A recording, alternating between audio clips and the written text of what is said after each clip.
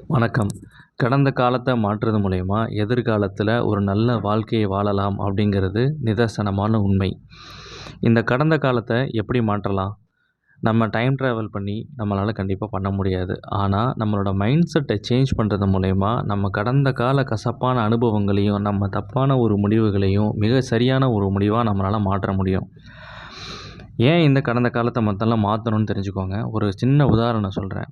போன மாசம் ரூ. 30,000 சம்பளம் வாங்குற ஒருத்தரால, 1 வருஷத்துக்கு அப்புறம் ஒரு BMW கார எதிர்பார்க்க முடியுமா? அப்படின்னு கேட்டீங்கன்னா, எதிர்பார்க்க முடியாது. இது ஒரு எக்ஸாம்பிள்க்கு சொல்றேன். இந்த கடந்த காலத்த நம்ம ரீரைட் பண்றது மூலியமா, பணம் மட்டும் இல்ல, ரிலேஷன்ஷிப், பணம், மன அமைதி, பல பிரச்சனைகள நம்ம சால்வ் பண்றது, இந்த மாரி பலவிதமான ஒரு விஷயங்கள நம்ம ஈஸியா நம்ம லைஃப்ல அச்சீவ் பண்ணலாம். இப்போ முதல்ல அந்த உதாரணத்துக்கு வருவோம்.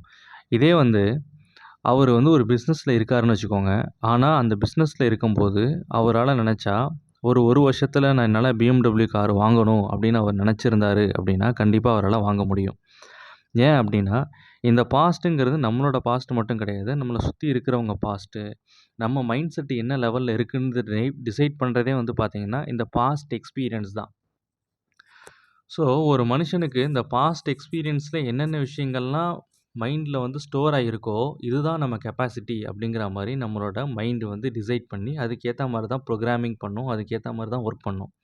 நீங்க நெனச்சிட்டு இருக்கீங்க, நான் நெனைக்கிறத தான் என் மைண்ட் செய்யுதுன்னு. அப்படி கிடையாது. உங்க மைண்ட் நெனைக்கிறத தான் நீங்க செஞ்சுட்டு இருக்கீங்க. இந்த உண்மை யார் யாருக்கெல்லாம் உண்மைன்னு தோணுதோ, அவங்க ஒரு லைக் போடுங்க. உங்களுக்கு என்ன விதமான கருத்துக்களா இருந்தாலும் அத கமெண்ட்ல போடுங்க. நம்ம தொடர்ந்து பேசுவோம். இந்த கடந்த கால நிகழ்வுகள எப்படி ரீரைட் பண்றது? கடந்த கால கசப்பான நிகழ்வுகள எப்படி ரீரைட் பண்றது? அத ரீரைட் பண்றதுனால நமக்கு என்னென்ன பாசிட்டிவான விஷயங்கள் வரும்ன்றத முதல்ல பார்க்கலாம். கடந்த கால விஷயங்கள எப்படி ரீரைட் பண்றது அப்படின்னா, நம்ம பிரெயின்ல ஒரு விஷயம் இப்படிதான்னு ஸ்டோர் ஆயிருக்கும். எனக்கும் என் ஃப்ரெண்டுக்கும் இந்த வயசுல சண்டை நடந்துச்சு. அதுலேருந்து நான் அவன்கிட்ட பேசுறதில்ல. அதனால எனக்கு இந்த மாரி லாஸ்லாம் இருக்கு. இந்த மாரி விஷயங்கள்லாம் என் மைண்ட்ல நடக்குது. இல்ல இத்தன வருஷத்துக்கு முன்னாடி ஒரு சண்டை நடந்துச்சு. அதுலேருந்து என் மைண்ட் இந்த மாதிரிலாம் ஒர்க் ஆகுது. எதுக்கு எடுத்தாலும் பயப்படுது. பேனிக் அட்டாக்கா இருக்கு. இந்த மாரி விஷயங்கள்லாம் இருக்கு அப்படின்னா, கண்டிப்பா நீங்க இந்த மாதிரி உங்களோட பாஸ்ட் லைஃப்ப ரீரைட் பண்ற ஒர்க்ல இறங்கி பாருங்க. ரொம்ப சிம்பிள் தான். இது நம்ம கோல் என்ன? நம்ம பாஸ்ட்ல என்ன நடந்துச்சு? நம்ம கோல் என்ன? நம்ம ஃப்யூச்சர்ல நம்ம என்னவா ஆகணும்? அதெல்லாம் பொறுத்து இந்த பாஸ்ட்ட ரீரைட் பண்ற டெக்னிக்ஸ் பார்த்தீங்கன்னா, தனியா இருக்கு. சரிங்களா? இப்போ நான் ஜஸ்ட் ஒரு அவுட்லைன் குடுக்குறேன். ஜஸ்ட் அவுட்லைன்ல என்ன சொல்லணும்? இப்போ நம்ம ஒரு பிசினஸ் பண்ணிட்டுருக்கோம். நம்ம பிசினஸ்ல மாசம் ரூ. 1,00,000 வந்துட்டுருக்கு அப்படின்னா, நீங்க எப்படி ரீரைட் பண்ணணும் அப்படின்னா, அமைதியான இடத்துல உட்காந்து, எந்தவித தேவையில்லாத சிந்தனைகளும் இல்லாம, உங்களோட மூச்ச கவனிச்சு, நான் லாஸ்ட்டு 1 வருஷமா மாதத்துக்கு ரூ.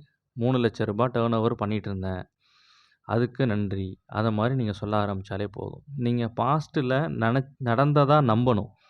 பாஸ்ட்ல நீங்க உங்களுக்கு இப்ப என்ன வேணுமோ, இல்ல என்ன தேவைப்படுதோ உங்க கோல், அதுக்கு ஏத்த மாரி நீங்க ப்ரோகிராம் பண்ணணும். உங்களுக்கு ஒரு கஸ்டமைஸ்டான பிளான் வேணும் அப்டின்னாலும் கமெண்ட் பண்ணுங்க. என்னால முடிஞ்ச அளவுக்கு நான் ஹெல்ப் பண்றேன். பட் இதுதான் ஒரு அவுட்லைன் கான்செப்ட். இந்த அவுட்லைன் கான்செப்ட்ட யூஸ் பண்ணி நீங்க ஒர்க் பண்ணி பாருங்க. நீங்க ஒரு 2 டேஸ் மட்டும் இத நீங்க ஃபாலோ பண்ணி பாருங்க. 2 டேஸு, 3 டேஸ் ஒர்க் பண்ணி பாருங்க. உங்களுக்கு சேஞ்சஸ் நடக்குதா இல்லையான்றத நீங்க மறக்காம கமெண்ட்ல போடுங்க.